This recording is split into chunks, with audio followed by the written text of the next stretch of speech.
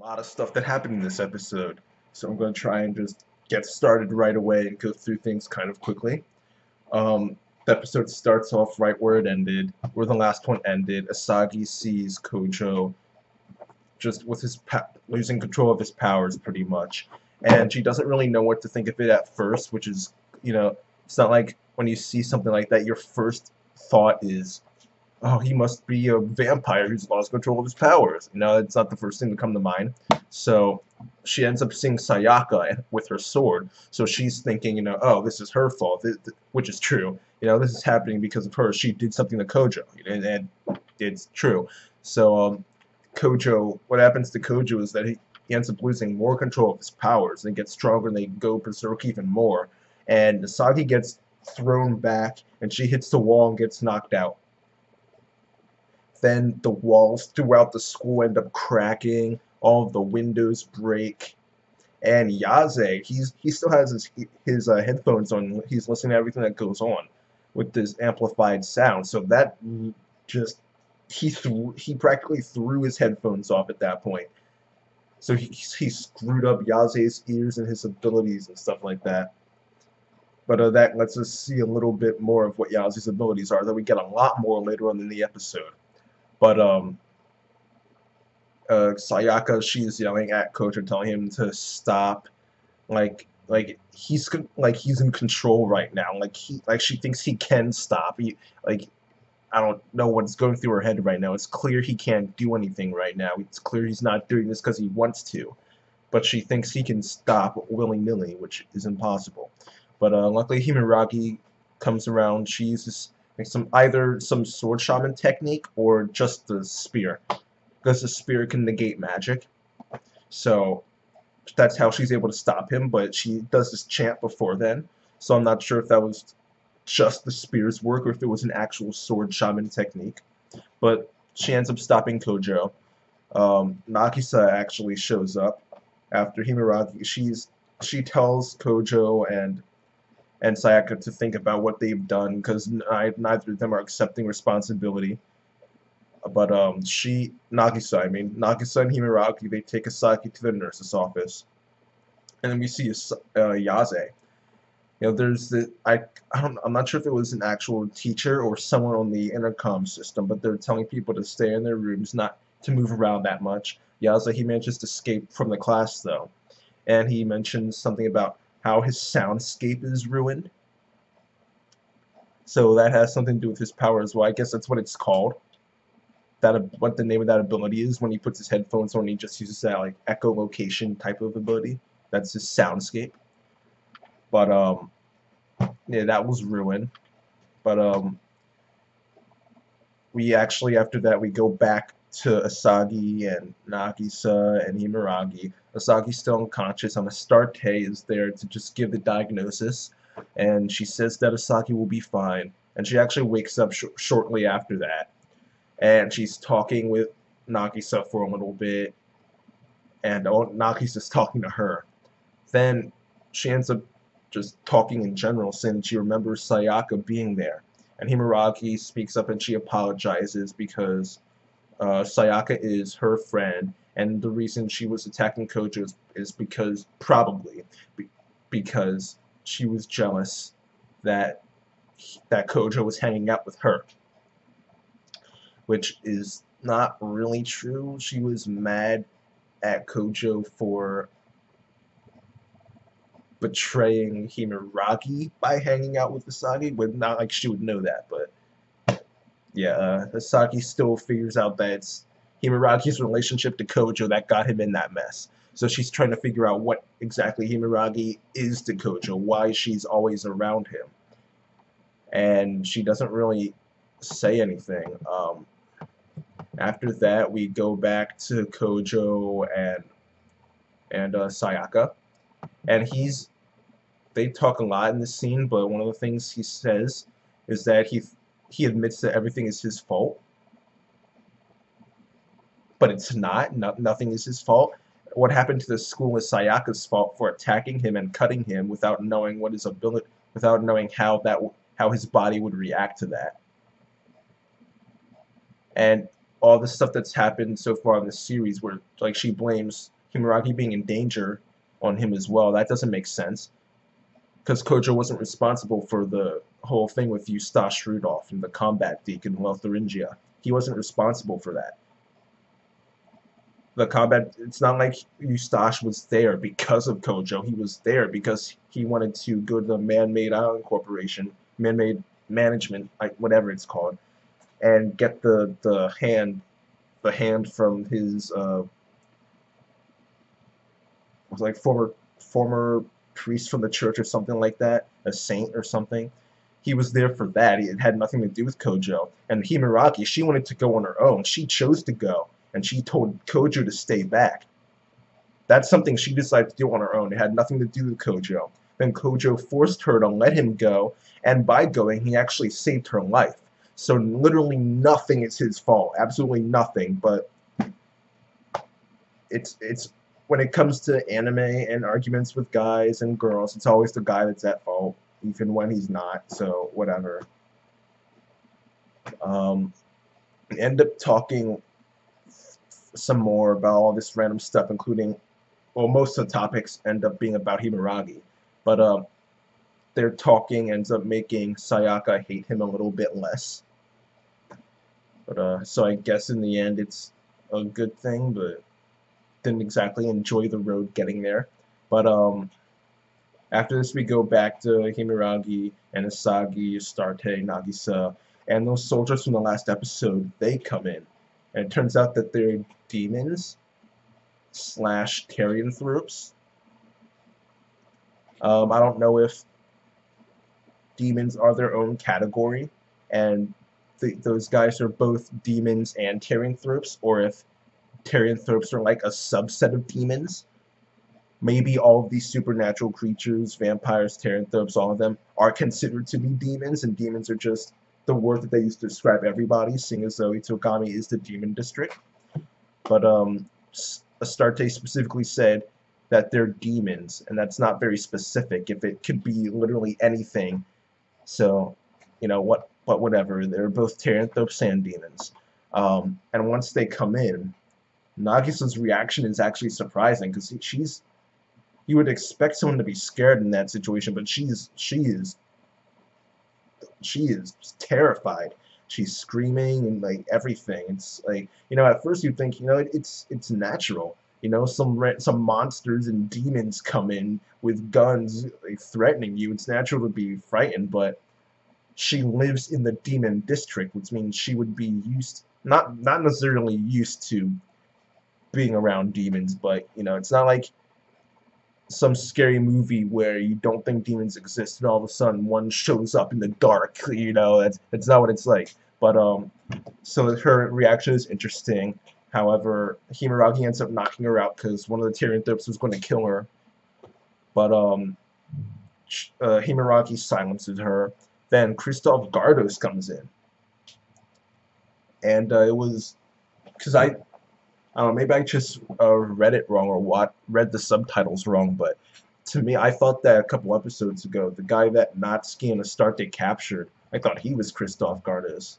But I guess I just read the subtitles wrong, but this is the real Christoph Gardos.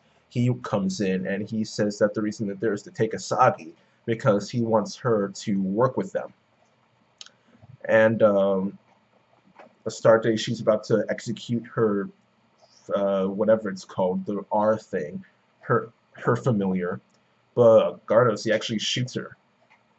He shoots her, and then the rest of his men, they abduct Asagi, Himeragi, and Nagisa. And Himeragi can't really do much because she doesn't have her spear, because she left it with Kojou back when her and Nagisa went to take Asagi to the nurse's office. So she can still use her sword shaman techniques, but in this situation, she doesn't want to give up her identity, you know, so she just goes willingly.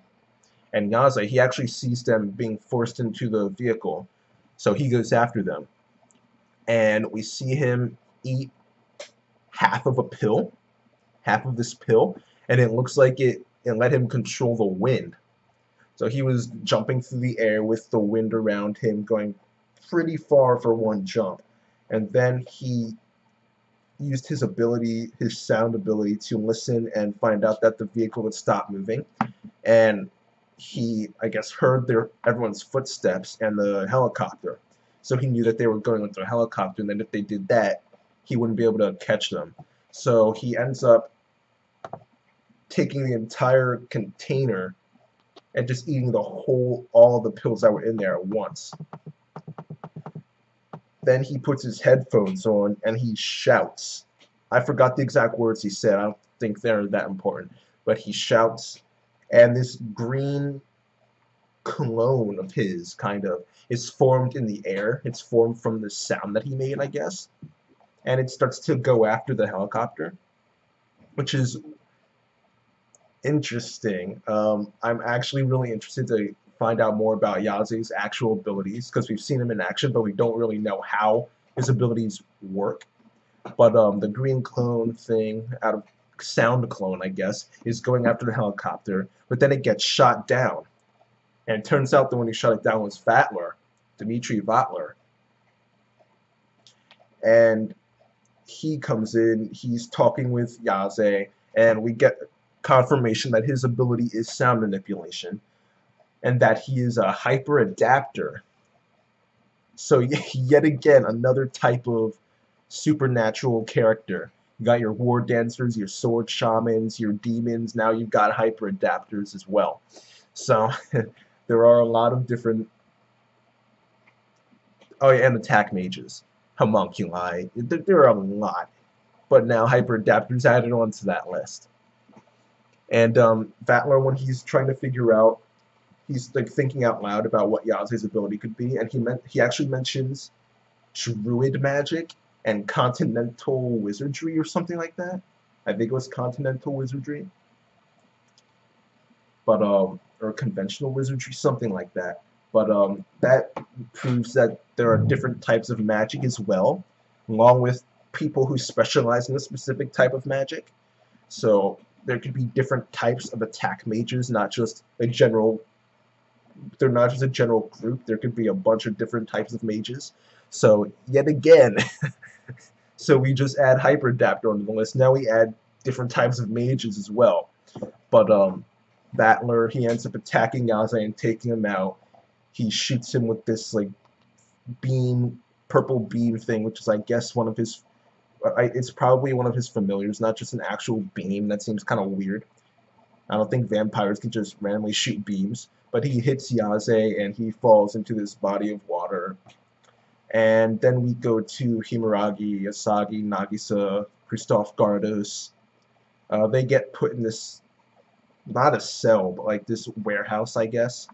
And Asagi, she's talking with Himeragi, and it's revealed that Nagisa was actually in a train accident 4 years ago.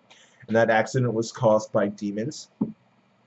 And since she almost died in that incident, we don't really know the details, like we don't know how involved the demons were. But we can assume that the reason she was so afraid of those Terianthropes was because the train accident that she almost died in was caused by demons. But we also we also learned from Christophe Gardos that Asagi is actually really famous among engineers and hackers and people like that. She says that occasionally people will come to her and request that she do illegal hacking for them. And Christophe Gardos reveals that he reveals that he watched Summer Wars and he got an idea from there, and the idea he got from there was to send this thing he wanted to solve to a bunch of different hackers and smart people and see which ones get the job done. And unlike what happened in Summer Wars, only one person could get it done, and that was Asagi. And she deciphered that tablet, one of the 54 tablets, I think it was 54. But the one tablet that she deciphered showed how to activate Nalakuvera. And last week I said I wasn't sure if it was that she figured out, how to activate it, or it was where to find it, like on the subfoot, where to find the base and everything. But it turns out what she deciphered was in fact how to activate Nalakuvera. And she's thinking, what they want her to do, because we know they want to fight the first progenitor, Lost Warlord. And in order to fight him and beat him, they need the power of Nalakuvera. And they want her to decipher how to actually control it. And she's, obviously she's saying, no, why would I do that? And Christoph Gardos says, hey, it's, we can't control it, but we can at least activate it. And if we activate it here, it would just go crazy. It would destroy Itogami Island, and it would kill all of the people on the island, including your friends. So he pretty much threatens her to decipher how to control Nalakuvera. After this, we go to Sayaka and Kojou again. They're in this taxi, and we learn that Sayaka healed Astarte. Apparently, war dancers, since they specialize in assassinations, they're just really good with that type of thing. They know a lot about life and death. They know a lot about different ways to kill people, and I guess by knowing how to kill people, they know the limits of what is needed to kill someone, but they also know what won't kill someone and how to stop that person from dying, I guess, how to save people. Okay. I'll take it, I guess. I'll just accept that. But they're in the taxi, they're talking, and they reach a roadblock.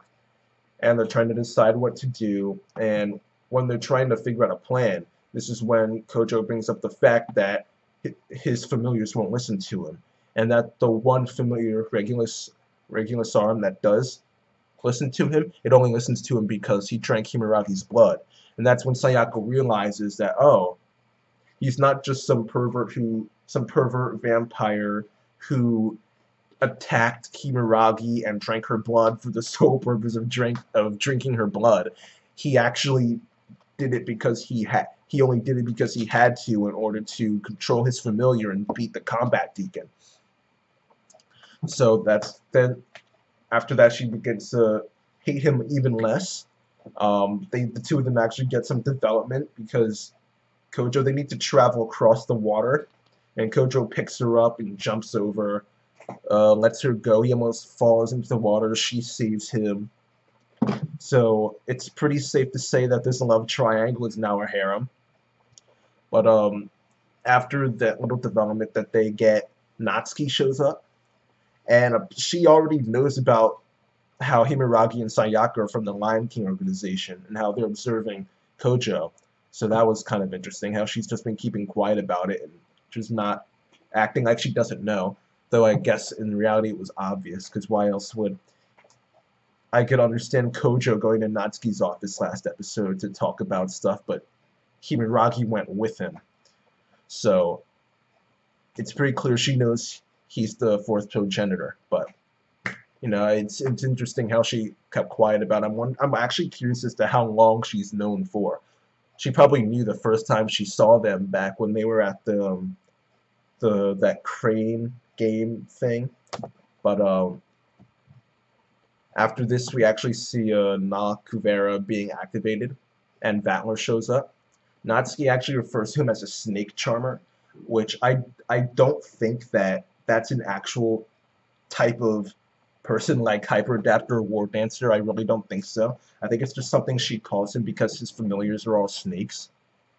But after this, we switch back to Himuragi and Asagi and Christoph Gardos, and Himuragi says that she reveals that Vatler is actually helping Gardos, which this is the first time we're hearing of this, and she says the reason she knows is because when they were on the Oceanus grave, she saw that one of Christoph Gardos's assistants was serving Dmitri Vatler on his ship and all this stuff, and she figured out that if they were on the ship with diplomatic immunity, they would have immunity as well, and the island guard wouldn't be able to touch them. So that's actually, I gotta give props to Himuragi for being able to figure that out. But once it comes to actually figuring out why Vatler would actually help them, Gardos says, hey, I mean, the guy is an immortal vampire. He probably got bored of being alive for all these years and not having many conflicts, so yeah, I get maybe. Who knows what Vatler's real goal is. After this, though, Christoph Gardos, he leaves, and Nagisa actually gets possessed by someone. Uh, at at first, I thought it was Natsuki, but I'm not. I don't. But now I don't think so because when the person who possesses Nagisa starts to talk through her, they mention that she mentions that Kojou is gonna buy them some time. You know, buy them some time with Nalakuvera. So Asagi, that's when she goes to that supercomputer try and decipher stuff as quickly as possible so that Nalakuvera doesn't destroy the island. But at first I thought it was Natsuki because it seems like they're helping Himeraki and them out. But I don't think it was because the next time we see Natsuki, it doesn't look like she'd been using magic recently. But that makes me think that the person who possessed her is probably one of the people from Yaze's group, whatever that group is, yet another group. Whatever group Yaze is in, that's probably the person who possessed Nagisa. As a matter of fact, that girl who was talking through that bird, she probably possessed the bird, and that's how she was talking to Yaze. It was a few episodes ago, around 4 episodes ago, I think now. But it's probably the same exact girl. Whether it's that girl who was actually watching when Kojou activated Regulus Arm for the first time, we don't know. But probably, but we don't know. Another thing she mentions though is that Himeragi is a priestess and an attack mage. So this is kind of like the old Tyrion Throat demon thing. Um, I'm guessing she's either both an attack mage and a sword shaman, or sword shamans are just a subset of attack mages, which would again lend itself to the theory that there are different types of attack mages, druid magic and all different types of magic. But as far as being a priestess goes, I don't think that's something that would give her different powers. I think it's just I don't.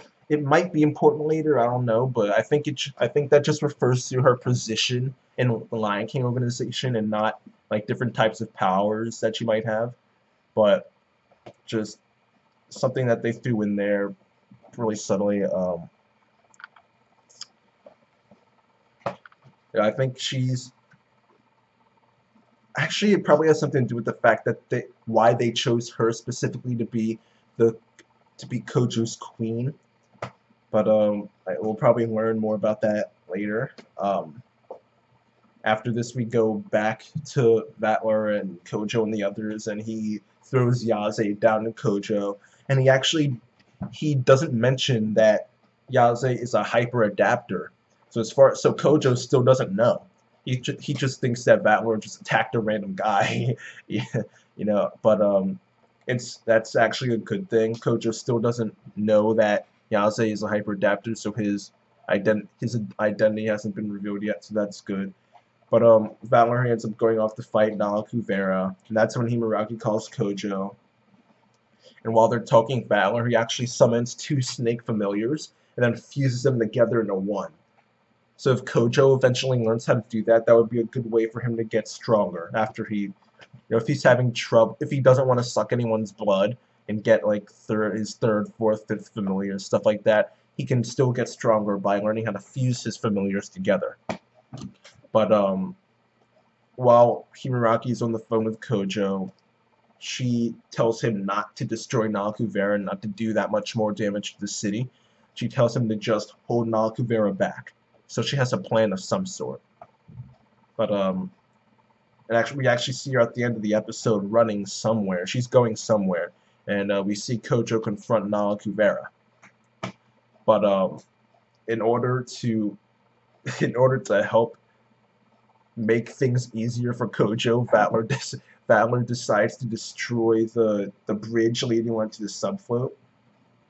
So no one else can escape or come onto the subfloat now.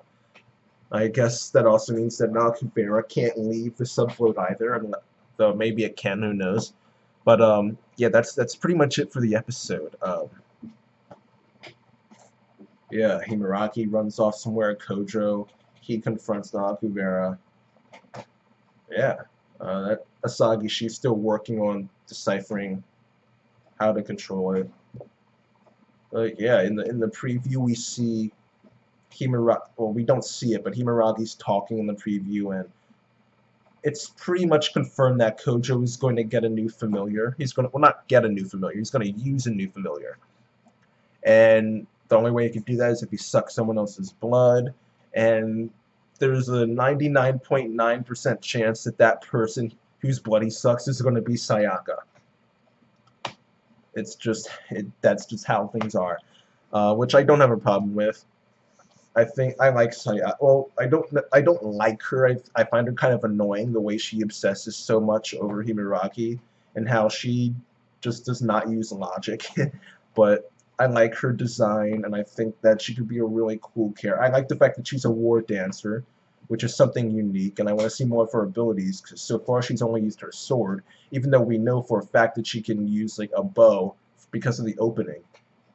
But and she shot forks at Kojou when she first showed up. Oh, not when she first showed up, but you know what I mean. But yeah, I think she can be a good character, and I want to like her. So hopefully she turns good soon and does not just become a hardcore tsundere. But as far as this episode goes, I'll give it um I'll give it a 7.5 out of 10. Just because there were some slow parts in the episode, but there were some good parts as well. Like all that stuff we learned about Yazi's abilities, actually seeing them in action. Um, Nalakuvera was activated. There was development between Sayaka and Kojou. There were things that happened. We learned about Nagisa's past, not all of it, but some of it.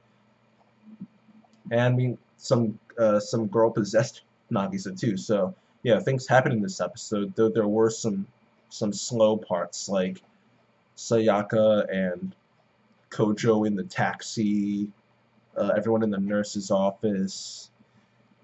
There were just some slow parts. Gardos talking to Himuragi and Asagi about what his goal is, even though we already have a good idea of what his goal is. There were just some slow parts, but I'll give this episode a 7.5 out of 10. But that's it for now. Rate, comment, subscribe, and I'll see you guys next time.